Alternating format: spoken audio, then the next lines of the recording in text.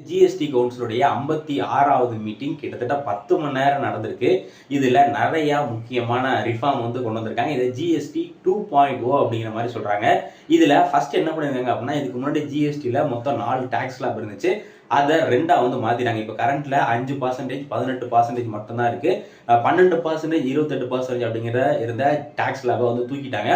இப்போ நிறைய பொருட்களுக்கு ஜிஎஸ்டியை 0% ஆக்கிட்டாங்க. ஜிஎஸ்டியே இல்ல. குறிப்பா மாணவர்கள் பயன்படுத்தக்கூடிய பேனா, பென்சில், நோட்டு, புக்கு இதுக்கெல்லாமே இனிமேல் ஜிஎஸ்டியே கிடையாது. அதே மாதிரி நிறைய பொருட்களுக்கு 28% அப்படின்ற அந்த ஜிஎஸ்டியை 18% மாத்திட்டாங்க. இதுல எதெல்லாம் வருது அப்படின்னா, காரு, பைக்கு. கார்னா ரொம்ப லக்ஸரி கார்லாம் கிடையாது. நார்மலான காரு, 350 சிசிக்குள்ள இருக்கக்கூடிய பைக்கு, அதுக்கப்புறமா ஏசி, டிவி, ஃப்ரிட்ஜ் இந்த மாதிரி பொருட்களுக்கு வெறும் 18% மட்டும்தான்.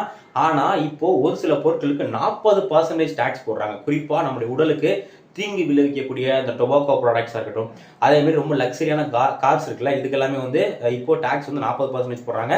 இப்போ உங்களுக்கான கேள்வி என்ன அப்படின்னா, ஜிஎஸ்டி எந்த ஆண்டு கொண்டு வரப்பட்டதுன்னு தெரிஞ்சு மறக்காம கமெண்ட் செக்ஷன்ல கமெண்ட் பண்ணுங்க. தேங்க்யூ.